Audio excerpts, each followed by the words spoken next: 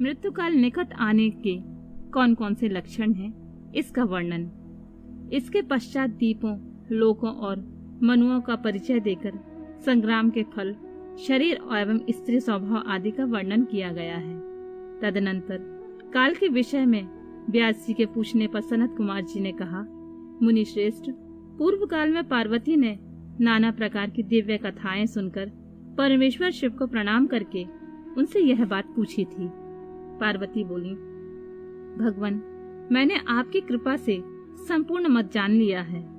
देव, जिन मंत्रों द्वारा जिस विधि से जिस प्रकार आपकी पूजा होती है वह भी मुझे ज्ञात हो गया है, किंतु प्रभु एक और संशय रह गया है, वह है काल चक्र के संबंध में।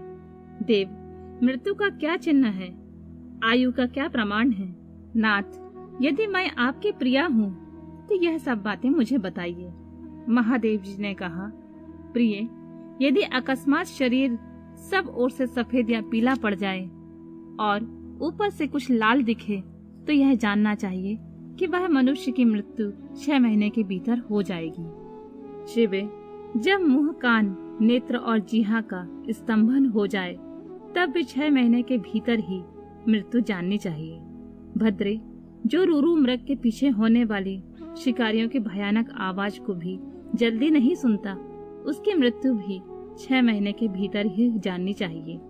जब सूर्य, चंद्रमा या अग्नि के सानिध्य से प्रकट होने वाले प्रकाश को मनुष्य नहीं देखता, उसे सब कुछ काला काला अंधकारमय सब दिखाई देता है, तब उसका जीवन 6 मास से अधिक नहीं होता। देवी प्रिय, जब मनुष्य का बायां हाथ लगातार 1 सप्ताह तक फड़कता ही रहे तब उसका जीवन 1 मास से शेष रह जाता है, ऐसा जानना चाहिए। इसमें संशय नहीं है। जब सारे अंगों में अंगड़ाई आने लगे और तालू सूख जाए तब वह मनुष्य 1 मास तक ही जीवित रहता है, इसमें कोई संशय नहीं है। त्रिदोष में जिसकी नाक बहने लगे उसका जीवन 15 दिन से अधिक नहीं चलता। मुंह और कंठ सूखने लगे तो यह जानना चाहिए कि 6 महीने बीतते बीतते इसकी आयु समाप्त हो जाएगी।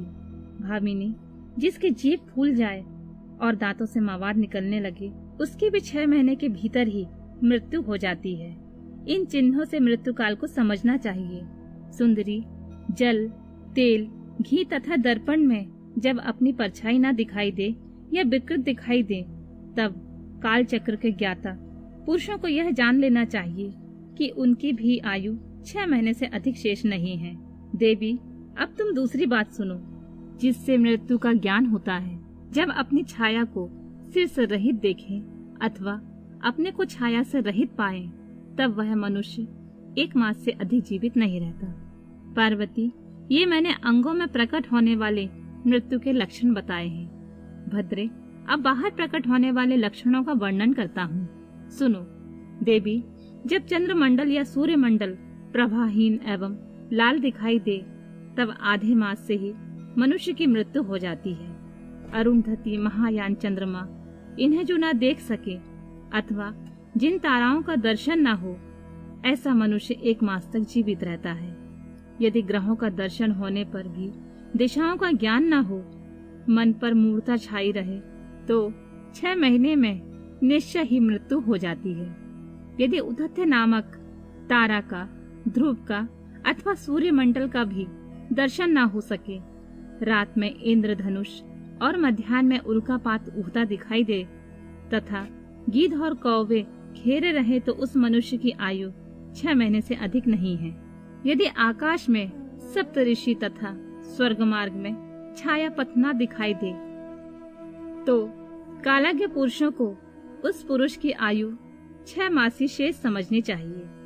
जो अकस्मात सूर्य और चंद्रमा को राहु से ग्रस्त देखता है और संपूर्ण दिशाएं जिसे घूमती दिखाई देती हैं, वह अवश्य ही 6 महीने में मर जाता है। यदि अकस्मात नीली मक्खियां आकर पुरुष को घेर लें तो वास्तव में उसकी आयु 1 मास ही शेष जाननी चाहिए। यदि गीध, कौवा अथवा कबूतर सिर पर चढ़ जाए तो वह पुरुष शीघ्र ही 1 मास के भीतर ही मर जाता है, इसमें संशय नहीं है। काल को जीतने का उपाय नवदा शब्द ब्रह्मा एवं तुंकार के अनुसंधान और उससे प्राप्त होने वाली सिद्धियों का वर्णन। देवी पार्वती ने कहा, प्रभु, काल से आकाश का भी नाश होता है। वह भयंकर काल बड़ा विकराल है। वह स्वर्ग का भी एकमात्र स्वामी है। आपने उसे दग्ध कर दिया था, परंतु अनेक प्रकार के स्त्रोतों द्वारा जब उसने आपकी स्तुति की तब आप फिर संतुष्ट हो गए और वह काल पुनः अपनी प्रकृति को प्राप्त हुआ, पूर्णतः स्वस्थ हो गया। आपने उससे बातचीत में कहा, काल, तुम सर्वत्र विचरोगे, किंतु लोग तुम्हें नहीं देख सकेंगे। आप प्रभु की कृपा दृष्टि होने पर वर मिलने से वह काल जी उठा और उसका प्रभाव बहुत बढ़ गया। अतः महेश्वर, क्या यहाँ ऐसा कोई साधन है जिससे उस काल को नष्ट किया जा सके? यदि हो तो मुझे बताइए, क्योंकि आप योगियों में शिरोमणि और स्वतंत्र प्रभु हैं। आप परोपकार के लिए ही शरीर धारण करते हैं। शिव बोले, देवी, श्रेष्ठ देवता, दैत्य, यक्ष, राक्षस, नाग और मनुष्य, किसी के द्वारा भी काल का नाश नहीं किया जा सकता, परंतु जो ध्यान पारायण योगी हैं, वे शरीरधारी होने पर भी सुख पूर्वक काल को नष्ट कर देते हैं। बरारोहे, यह पंच भौतिक शरीर सदा उन भूतों के गुणों से युक्त ही उत्पन्न होता है और उन्हीं में उसका लय होता है। मिट्टी की देह मिट्टी में ही मिल जाती है। आकाश से वायु उत्पन्न होती है। वायु से तेज तत्व प्रकट होता है। तेज से जल का प्राकट्य बताया गया है और जल से पृथ्वी का आविर्भाव होता है। पृथ्वी यदि भूत क्रमशः अपने कारणों में लीन होते हैं। पृथ्वी के 5, जल के 4, तेज के 3 और वायु के 2 गुण होते हैं। आकाश में एकमात्र शब्द ही गुण है। पृथ्वी आदि में जो गुण बताए गए हैं उनके नाम इस प्रकार हैं: शब्द, स्पर्श, रूप, रस और गंध। जब भूत अपने गुण को त्याग देता है तब नष्ट हो जाता है और जब गुण को ग्रहण करता है तब उसका प्रादुर्भाव हुआ बताया जाता है। देवेश्वरी, इस प्रकार तुम 5 भूतों के यथार्थ स्वरूप को समझो। देवी, इस कारण काल को जीतने की इच्छा वाले योगी को चाहिए कि वह प्रतिदिन प्रयत्न पूर्वक अपने अपने काल में उसके अंशभूत गुणों का चिंतन करे। योगवेता पुरुष को चाहिए कि सुखद आसन पर बैठकर विशुद्ध श्राव प्राणायाम द्वारा योगा अभ्यास करे। रात में जब सब लोग सो जाएं, उस समय दीपक बुझाकर अंधकार में योग धारण करें। तर्जनी अंगुली से दोनों कानों को बंद करके 2 घड़ी तक दबाए रखें। उस अवस्था में अग्नि प्रेरित शब्द सुनाई देता है। इससे संध्या के बाद का खाया हुआ अन्न क्षण भर में पच जाता है और संपूर्ण रोगों तथा ज्वर आदि बहुत से उपद्रवों का शीघ्र नाश कर देता है। जो साधक प्रतिदिन इसी प्रकार 2 घड़ी तक शब्द ब्रह्मा का साक्षात्कार करता है, वह मृत्यु तथा काम को जीतकर इस जगत में स्वच्छंद विचरता है और सर्वज्ञ एवं समदर्शी होकर संपूर्ण सिद्धियों को प्राप्त कर लेता है। जैसे आकाश में वर्षा से युक्त बादल गरजता है, उसी प्रकार उस शब्द को सुनकर योगी तत्काल संसार बंधन से मुक्त हो जाता है। तदनंतर योगियों द्वारा प्रतिदिन चिंतन किया जाता हुआ वह शब्द क्रमशः सूक्ष्म से सूक्ष्मतर हो जाता है। देवी, इस प्रकार मैंने तुम्हें शब्द ब्रह्मा के चिंतन का क्रम बताया है। जैसे धन चाहने वाला पुरुष पुआल को छोड़ देता है, उसी तरह मोक्ष की इच्छा रखने वाला योगी सारे बंधनों को त्याग देता है। इस शब्द ब्रह्मा को पाकर भी जो दूसरी वस्तु की अभिलाषा करते हैं, वे मुक्के से आकाश को मारते और भूख प्यास की कामना करते हैं। यह शब्द ब्रह्मा ही सुखद मोक्ष का कारण, बाहर भीतर के भेद से रहित, अविनाशी और समस्त उपाधियों से रहित पर ब्रह्मा है। इसे जानकर मनुष्य मुक्त हो जाते हैं। जो लोग कालपाश से मोहित होकर शब्द ब्रह्मा को नहीं जानते, वे पापी और कुबुद्धि मनुष्य मौत के फंदे में फंसे रहते हैं। मनुष्य तभी तक संसार में जन्म लेते हैं जब तक सबके आश्रयभूत परम तत्व पर ब्रह्मा की प्राप्ति नहीं होती है। परम तत्व का ज्ञान हो जाने पर मनुष्य जन्म मृत्यु के बंधन से मुक्त हो जाता है। निद्रा और आलस्य साधना का बहुत बड़ा विघ्न है।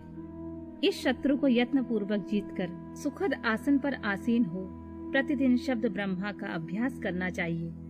100 वर्ष की अवस्था वाला वृद्ध पुरुष आजीवन इसका अभ्यास करे तो उसका शरीर रूपी स्तंभ मृत्यु को जीतने वाला हो जाता है और उसे प्राण वायु की शक्ति को बढ़ाने वाला आरोग्य प्राप्त होता है।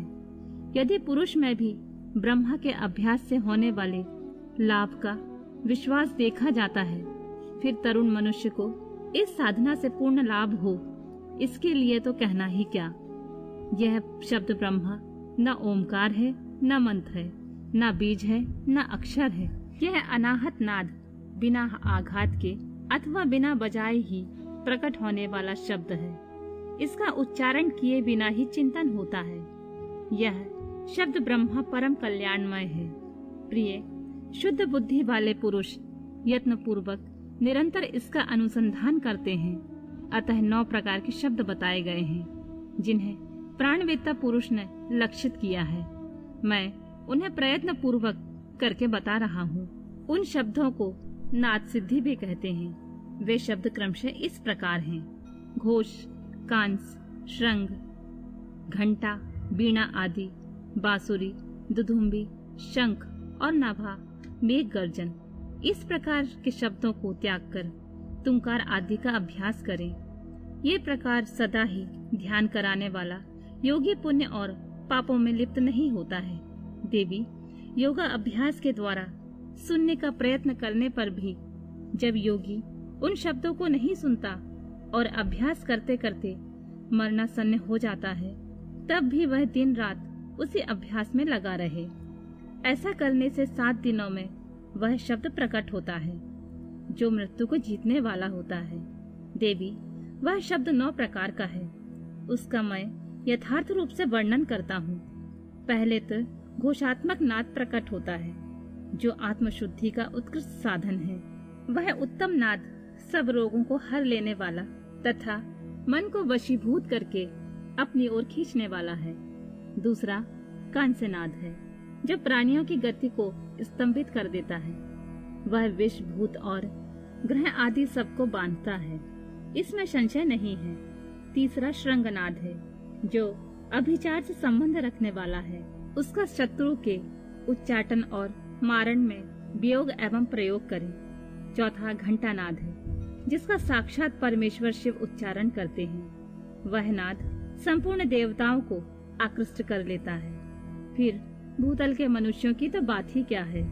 यक्षों और गंधर्वों की कन्याएं उस नाद से आकृष्ट हो योगी को उसकी इच्छा के अनुसार महासिद्धि प्रदान करती हैं तथा उसकी अन्य कामनाएं भी पूर्ण हो जाती हैं। 5वां नाद वीणा है जिसे योगी पुरुष सदा सुनते हैं। देवी उस वीणा के नाद से दूरदर्शन की शक्ति प्राप्त होती है। वंशीनाद का ध्यान करने वाले योगी को संपूर्ण तत्व प्राप्त हो जाता है। दुधुम्बी का चिंतन करने वाला साधक जरा और मृत्यु के कष्ट से छूट जाता है। देवेश्वरी शंखनाद का अनुसंधान होने पर इच्छा अनुसार रूप धारण करने की शक्ति प्राप्त होती है। मेघनाद के चिंतन से योगी को कभी भी विपत्ति का सामना नहीं करना पड़ता है। वराना ने जो प्रतिदिन एकाग्रचित्त से ब्रह्मा रूपी तुंकार का ध्यान करता है उसके लिए कुछ भी असाध्य नहीं होता है। उसे मनोवांछित सिद्धियां प्राप्त हो जाती हैं।